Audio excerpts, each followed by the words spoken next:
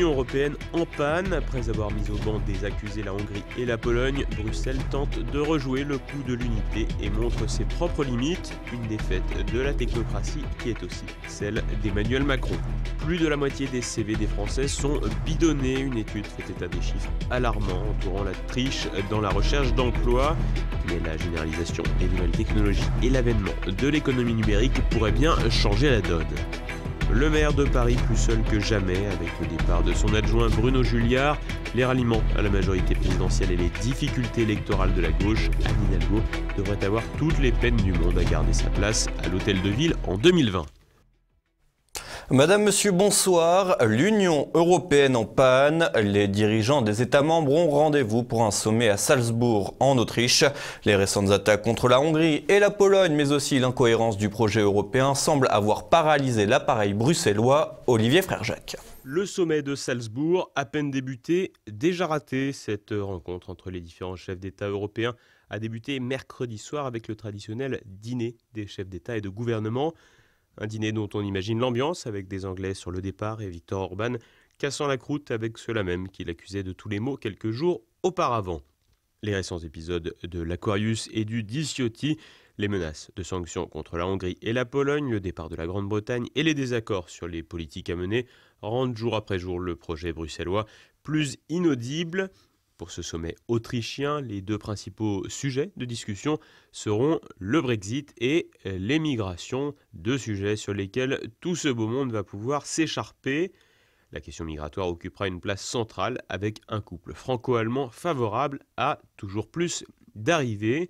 Les défenseurs de l'Europe à la sauce bruxelloise s'empressent d'ailleurs de tirer leurs flèches. L'Élysée communique sur un déni de réalité qui succède au délit de solidarité, se plaçant toujours plus dans une posture d'accueil sans faille des clandestins, quand le président du Conseil européen Donald Tusk affirme que certains veulent résoudre la crise tandis que d'autres veulent l'utiliser.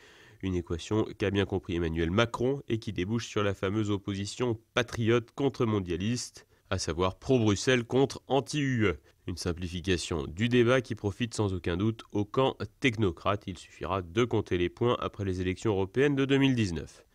Mais même avec une victoire des pro-UE, difficile d'imaginer la machine bruxelloise avancer tant les intérêts des États et des peuples sont divergents. Après l'élection de Donald Trump à la tête des États-Unis, l'idée d'une Europe forte et le regain du projet d'Europe de la défense semblaient avoir le vent en poupe. Favoriser un développement politique et militaire continental pour faire valoir une autre voie dans le concert des nations, c'est raté. Et si cet échec, prévu par de nombreux eurosceptiques, est l'échec de tout un projet et de plusieurs États, il paraît clair aujourd'hui que le président Macron porte une part de responsabilité. Se proclamant plus bruxellois que la Commission et promettant de réenchanter le rêve européiste, il se confronte désormais à la réalité, des pays divisés et des peuples en colère. Les faux CV, véritable gangrène du marché du travail. Le fondateur d'un cabinet de recrutement tire la sonnette d'alarme. Selon lui, 65% des CV seraient trompeurs. Retour sur une triche généralisée qui a fait tomber des têtes dans le gouvernement socialiste espagnol. Olivier Frère-Jacques. Depuis plusieurs semaines, l'exécutif socialiste espagnol, mais aussi l'opposition de droite, font face à des révélations relatives à de faux diplômes et à un système de triche organisée, une pratique pour laquelle la France n'est pas en reste. Ainsi, plus de la moitié des CV sont bidonnés en France. Le CV, outil indispensable au recrutement, fait l'objet de nombreuses triches plus ou moins flagrantes.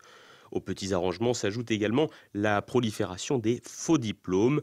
Un spécialiste de la question, Florian Montion, fondateur du cabinet de recrutement éponyme, a mené une enquête sur le sujet pour finalement écrire un ouvrage, le livre noir des CV trompeurs. À travers ce livre, l'auteur présente ses études sur la question menées depuis bientôt 30 années. Premier enseignement, avec 65% de CV trompeurs, le phénomène est en baisse par rapport à 1989, année pour laquelle la proportion de CV trompeurs était de 85%. Depuis, l'arrivée d'Internet est passée par là, permettant aux entreprises et administrations de mieux vérifier. L'étude fait état de chiffres éloquents, parmi lesquels 29% de cas dans lesquels les diplômes présentés par les candidats sont tout bonnement faux, ou alors les individus ont passé les examens sans les obtenir.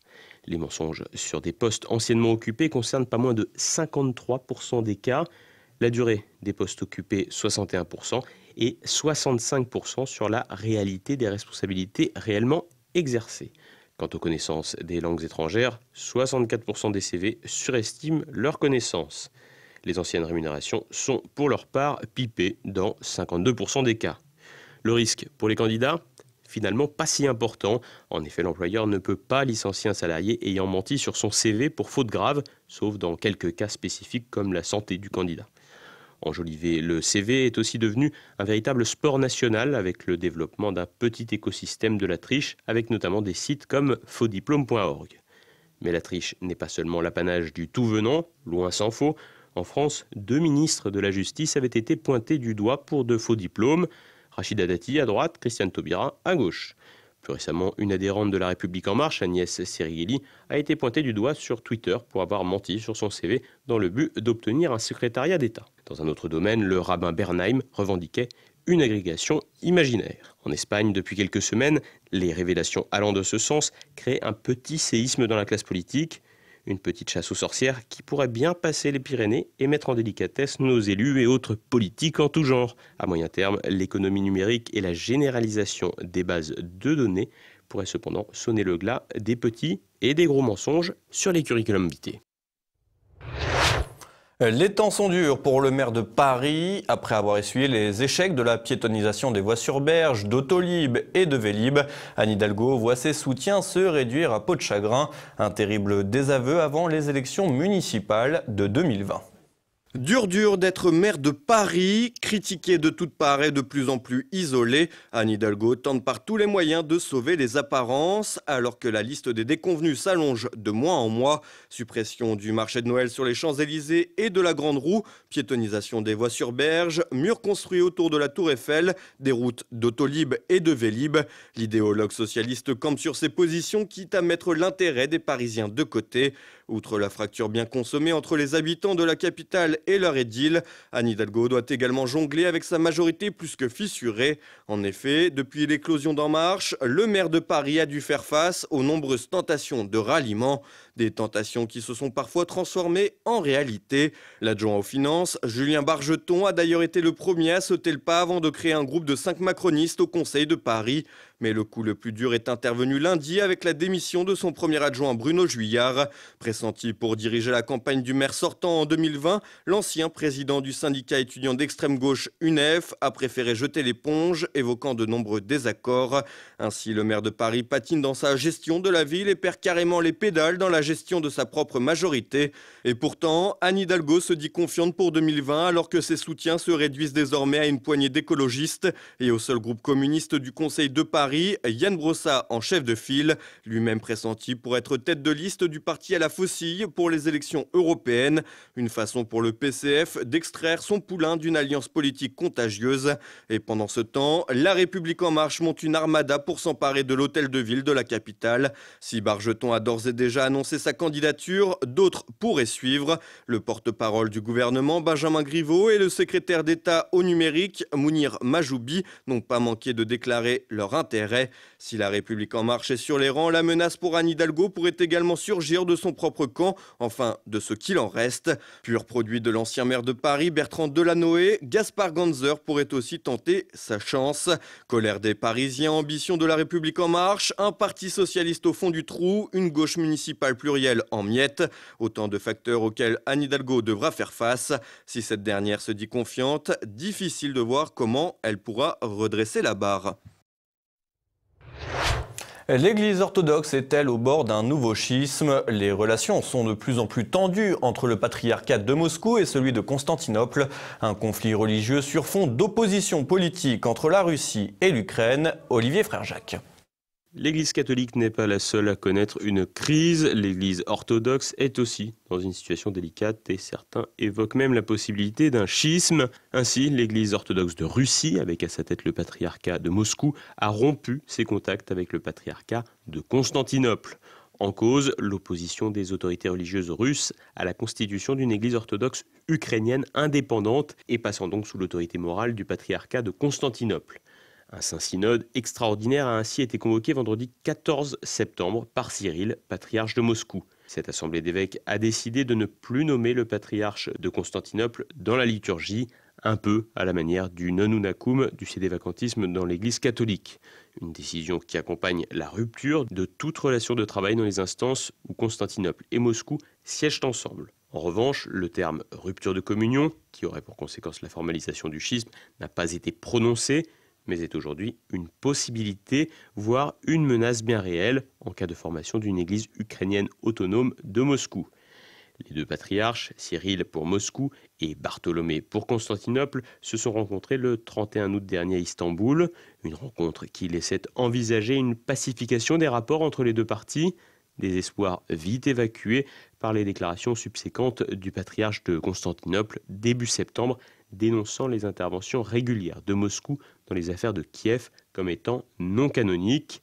Et pour cause, l'indépendance nationale et individuelle des églises orthodoxes fait partie intégrante de l'orthodoxie, à la différence du catholicisme romain. Le patriarche Bartholomé a d'ailleurs formalisé la défiance le 6 septembre dernier, nommant 2 exarques dotés de pouvoirs canoniques et juridiques en vue de la création d'une église autocéphale en Ukraine. Un vœu qui était aussi celui du président ukrainien Petro Poroshenko, une demande publiquement soutenue par les États-Unis. L'actuel conflit dans l'orthodoxie est donc très politique, intimement lié aux conflits territoriaux et aux luttes de pouvoir entre les nations. Reste que la rupture n'est pas encore consommée entre Constantinople et Moscou, même si celle-ci apparaît de plus en plus inéluctable. Et on passe à présent à l'actualité en bref, et c'est avec Élise Blaise. Une analyse pour Marine Le Pen. Alors que le Rassemblement national a été privé de 2 millions d'euros d'aide publique, la présidente du RN a annoncé ce jeudi sur Twitter que la justice lui imposait une expertise psychiatrique suite à la diffusion d'images d'exactions de Daesh. Une affaire qui lui a déjà valu la levée de son immunité parlementaire et une mise en examen pour diffusion d'images violentes. La Poste fait dans la polyvalence. À partir de 2020, les facteurs deviendront des agents recenseurs de l'INSEE. L'expérimentation se déroulera entre 2020 et 2021 et ne devrait concerner que 12 à 24 communes volontaires. Après l'accompagnement de personnes âgées dans des tâches administratives et l'examen du code de la route, les facteurs ajoutent donc une nouvelle corde à leur arc, faisant presque oublier leur fonction première, distribuer le courrier. Une manière de commencer à justifier doucement mais sûrement la privatisation de ce service public. Donald Trump poursuit son bras de fer avec la Chine. Le président américain a annoncé la taxation de 200 milliards de dollars d'importations chinoises à partir du 24 septembre. Ces nouveaux droits de douane seront de 10% dans un premier temps, puis passeront à 25% d'ici la fin de l'année. Donald Trump a d'ores et déjà averti que si la Chine ripostait en visant l'agriculture ou l'industrie américaine, il passerait à la phase 3 avec la taxation de 267 milliards de dollars d'importations chinoises supplémentaires. Vladimir Poutine égérie de Kalachnikov. Pour faire la promotion de la marque d'armement, le président russe a donné de sa personne en essayant le nouveau fusil de précision. Le patron du Kremlin s'est montré plutôt efficace en atteignant la cible plus d'une fois sur 2. Selon la chaîne du ministère russe de la Défense, le nouveau fusil semi-automatique SVC 380 est une arme ultramoderne destinée aux tireurs d'élite russes. On approche de la fin de cette édition. Dans un instant, notre Zoom du jour, Thomas Morales présente son ouvrage « Éloge de la voiture ». L'auteur revient sur les raisons de la passion automobile qui touche des millions de Français et pousse un coup de gueule contre les politiques d'hostilité à l'automobile. Le livre est une réaction à l'autophobie ambiante. Dans les mairies, dans les médias. Et moi, je souhaitais faire un livre nostalgique avec une veine un peu pamphlétaire et remettre l'automobile au centre de la société et dire aux nouvelles générations que l'automobile, ce n'est pas si sale que ça. Voilà, c'est un moyen de plaisir, également un objet qui a été étudié par le monde du spectacle, les écrivains, les architectes, le cinéma, la littérature. L'automobile a imprégné les 30 Glorieuses et aujourd'hui, ce lien-là a disparu. Et ce soir, le plus d'éléments fait sa rentrée. L'équipe du magazine Éléments, rassemblée autour de Thomas Hentier, évoque les démocraties illibérales, mais également le combat au Moyen-Âge, Sergio Leone et la révolution sexuelle en 1789. Et tout de suite, une nouvelle chronique de la France de Campagnol avec Christian Combaz. C'est maintenant la fin de cette édition. Merci de votre fidélité. À demain. Bonsoir.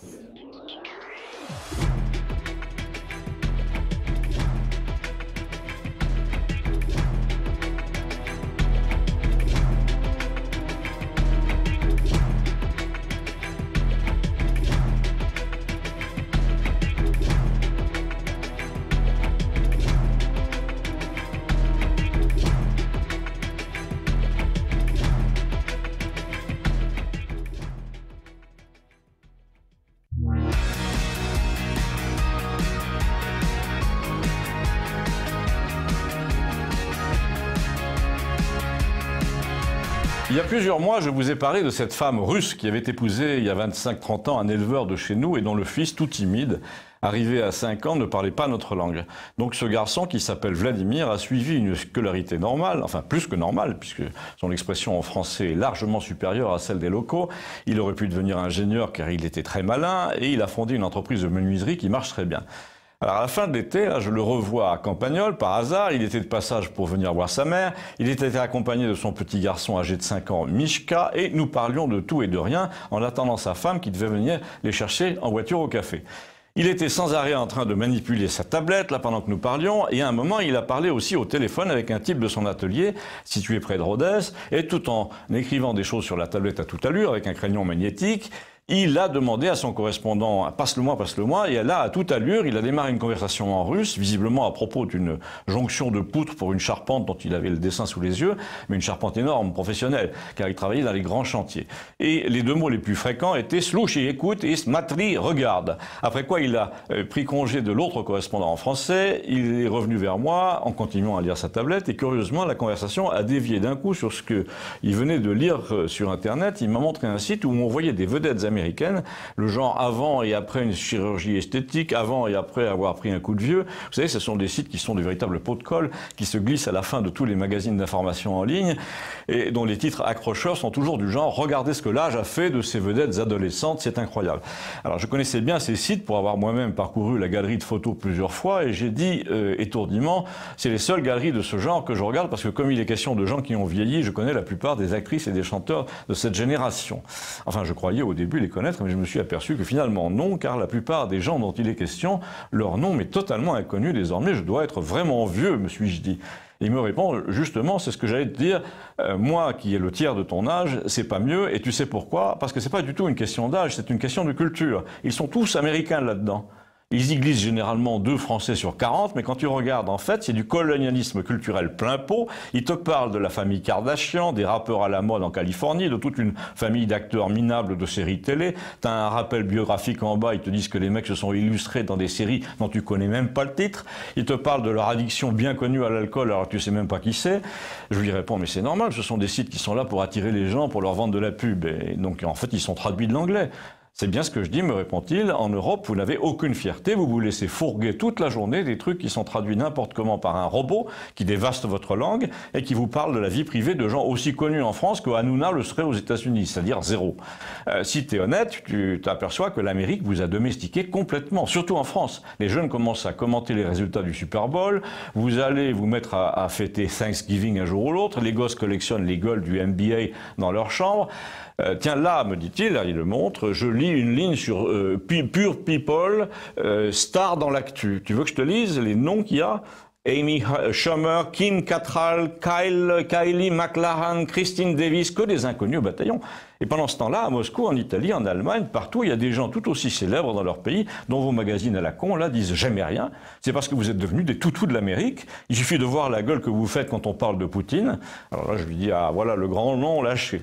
Il est connu au village pour être un fervent notoire de Poutine, de la Grande Russie. Il est très orthodoxe, etc. Et il me répond, mais un jour ou l'autre, vous supplierez Poutine de vous aider. On parie. Quand les troupes débarqueront, leur ai-je dit, tu plaideras ma cause. Hein. Et là, il conclut, c'est pas la peine, t'es déjà fiché comme pro-russe. J'ai vu le listing, je fais partie d'une association de vigilance. Et là, malheureusement pour moi, là, sa femme est arrivée, on a changé de sujet, mais je lui ai dit, il faudra quand même qu'on en reparle. En attendant, je ne saurais trop vous recommander de vérifier si vous n'êtes pas fiché, vous aussi, comme pro-russe. Ça m'a troublé quand même. Ou je ne sais pas encore, mais vous pensez bien, je vais me renseigner. Restez à l'écoute sur Campagnol TVL.